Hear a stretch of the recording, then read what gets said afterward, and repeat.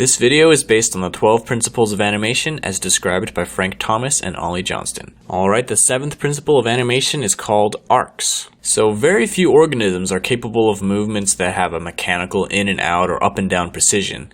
Most living creatures will move in a circular path, otherwise known as an arc. So let's say that we were given these key poses and were told to fill in the poses in between. Simply taking the midway point between the poses will not work because this looks way too mechanical. The ball needs to follow an arc. Of course, we also need to consider the slow in and out caused by gravity. When doing this in 3D and motion graphics, we can achieve this effect by keeping the movement in the x-axis constant, but giving the movement in the y-axis a slow in and slow out. This will give the ball its arc. Now let's look at this head turn. Right now it looks pretty dull and straight, but if we add an arc to it, it gives it a little bit more character. Forgetting about arcs can lead to some obvious mistakes. For example, we may in between this movement by calculating the midpoint like this and cause the shape of the object to shrink. If we were to draw a simple arc as reference, then this movement would be a lot easier and more realistic. Arcs can be added to almost any figure movement. This guy is landing on the ground. Let's have his body settle in an arc. This guy is reacting with shock. Let's have his body and arms follow an arc. This guy is taking a step. Have his body move down and up in an arc before he even takes his next step. This guy is kicking.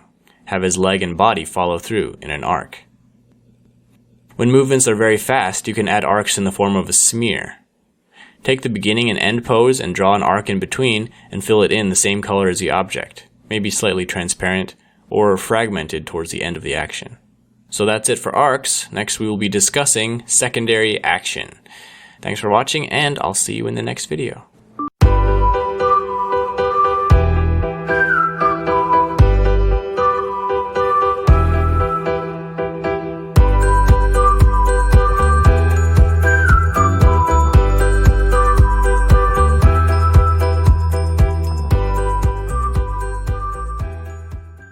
This video is based on the 12 principles of animation as described by Frank Thomas and Ollie Johnston. Okay, the next principle is called secondary action. This principle is often associated with overlapping action, although according to Frank and Ollie, it means something very different. Secondary action describes gestures that support the main action to add more dimension to the character animation.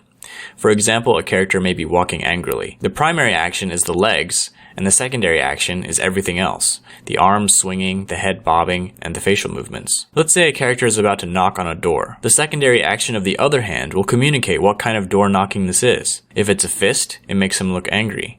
If it's dainty, it gives him a graceful, happy vibe. If it's tucked close while the head looks back and forth before knocking, it communicates that he doesn't want to be discovered. This guy is picking up a box. We can give him more personality by having him rub his hands together and twiddle them in the air while getting ready to pick it up. It's important not to let the secondary action dominate the primary action. If a figure has a sad expression that should be seen, and we are adding a secondary action of wiping away a tear, the hand shouldn't cover the face. On the other hand, don't let it go unnoticed. People might not even notice that there's a tear there unless you give it its own time. This is why the principle of staging is very important in secondary action. So let's take this simple bite animation and give it some secondary action. First, let's make him lick his lips to show that he's hungry. Next, let's make him close his eyes and have his eyebrows go up, showing that he likes it. Last, let's make him shake his head because he cannot believe how good it tastes. The primary action is the bite, but all the secondary actions add more dimension to the bite. So that's all I've got for secondary action. The next principle is called timing. Thanks for watching, and I'll see you in the next video.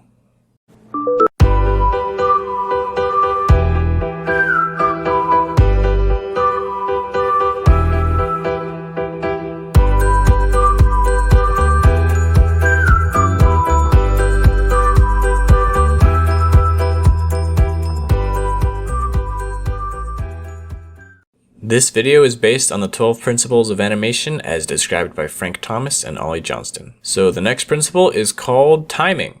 This principle states that the personality and nature of an animation is greatly affected by the number of frames inserted between each main action. Basically, if you have many drawings that are very close together in between the two main poses, the action will be very slow. If you have very few drawings set far apart from each other, the action will be very fast. Less drawings means fast, more drawings means slow. One simple action can have 10 different meanings depending on how many frames you give it.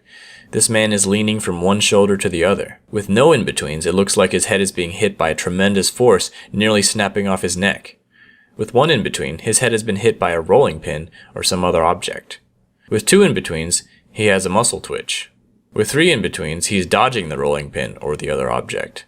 With four, he's saying, "Move it, get out of here." With five, he's more friendly, saying, "Over here, come on, hurry." With six, he sees a good-looking girl or the sports car he always wanted. With seven, he's trying to get a better look at something. With eight, he's searching for the peanut butter on the kitchen shelf. With nine, he is appraising something very thoughtfully. And with 10 in-betweens, he is stretching a sore muscle.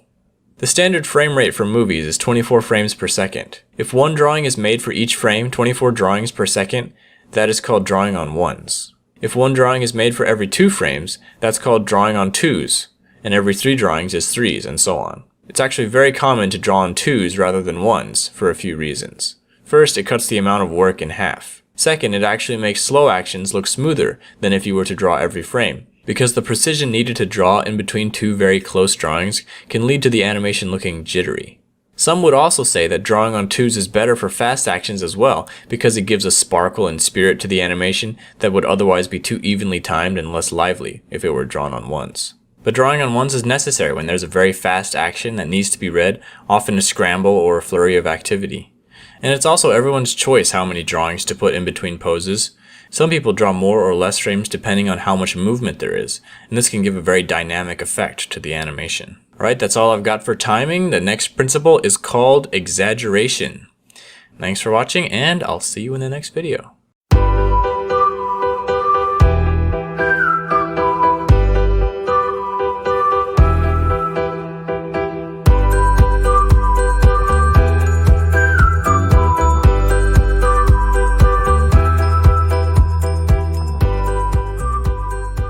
This video is based on the 12 principles of animation as described by Frank Thomas and Ollie Johnston. So the next principle is called exaggeration. Basically, every action, pose, and expression can be taken to the next level to increase the amount of impact on the viewer. So the early animators at Disney would get confused because Walt would tell them to add more realism, but then when they changed it, he would criticize the result because it wasn't exaggerated enough. In Walt's mind, there was probably no difference. Making it more realistic didn't mean make the physics and proportions more consistent with reality, but rather make the idea or essence of the action more apparent and real. So if a character was sad, make him sadder.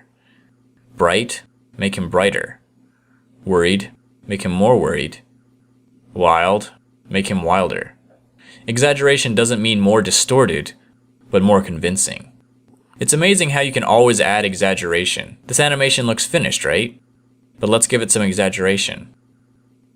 Now when we compare the two, the first one definitely looks less powerful, even though earlier we thought it was finished. When motions are quick, the exaggeration needs to be bigger in order to be noticed. This still frame looks way too extreme to be realistic, but when you play it in motion, it looks less extreme. That's because a lot of the frames that your eye perceives in a short time are less extreme frames, and only one of them is very extreme. So in order to boost its presence, you can either make it stay on screen longer, or make it more extreme. Since it's hard to tell how much room you have for exaggeration, a good rule to follow is to push the exaggeration level until it actually becomes too much. Then wind it back until you're satisfied with it. This way you see the whole range beforehand, instead of shooting in the dark. Alright, that's all I've got for exaggeration. The next principle is called solid drawing. Thanks for watching, and I'll see you in the next video.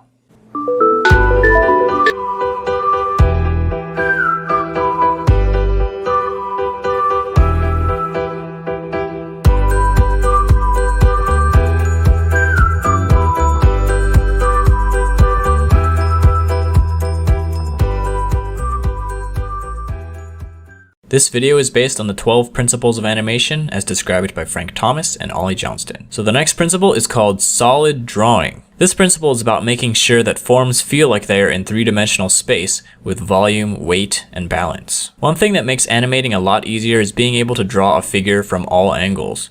This requires knowledge of 3-dimensional drawing. For example, when drawing a line on a sphere, it must follow the contour of the sphere's surface. A straight line instantly makes the circle look flat.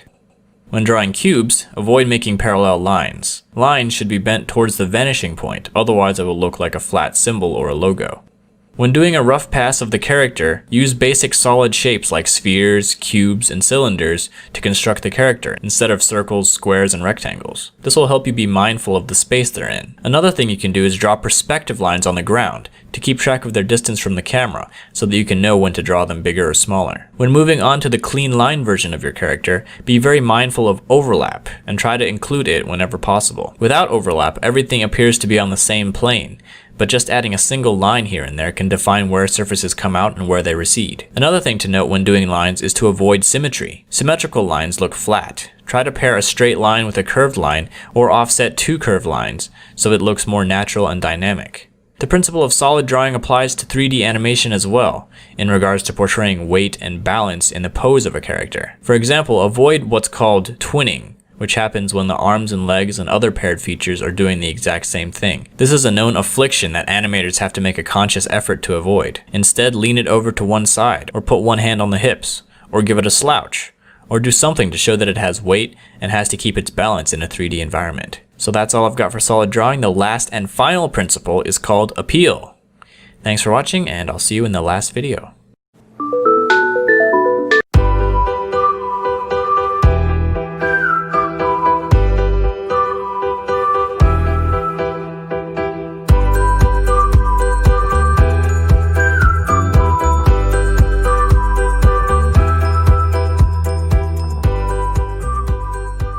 This video is based on the 12 principles of animation as described by Frank Thomas and Ollie Johnston. Alright, the last principle of animation is called appeal. Basically, characters that you animate should be somewhat pleasing to look at. They should have some kind of charismatic aspect to like about them. This doesn't only apply to the hero of the story, but also the villain and every other character. Appeal doesn't always mean good looking, it can also mean interesting. So the villain should be likable in the sense that they are interesting to look at. The tricky thing about this is that everyone has a different standard for what is appealing. However, just giving your character a dynamic design can greatly boost its appeal. Here are 3 steps to doing that. First, use a variety of shapes. Instead of using the same shape for every character, try out different shapes, because there's no limit to the spectrum of crazy configurations that characters can have. Every good character design starts with a clear shape. Second, play with proportions. Cartoonists often magnify the things we find interesting and shrink the things we might find ugly or boring. For example, they might enlarge the head and eyes, shrink the body, and make the hands larger. Finding the aspect of a character that defines his or her personality and blowing it up can often create a more appealing design. Third, keep it simple. Too much information can overcomplicate the character and also make it harder and more restraining to animate. This is the difference between drawing for illustration and drawing for animation. With animated characters, you have to pick and choose what details to keep because you're going to be drawing those details hundreds of times. So let's give some characters an appeal makeover. This king has a generic shape and not much personality. Let's make him more like an egg. Now his appeal comes from looking proud, powerful, and petite. This robot mercenary has too many details to see any personality. Let's pick a few details and emphasize them, remove the rest, and change his shape. Now he has a mysterious appeal to him. This fisherman looks pretty average. Let's adjust his proportions to emphasize his lankiness and make that his point of appeal. So that's all I've got for appeal, and that brings us to the end of our 12-part series.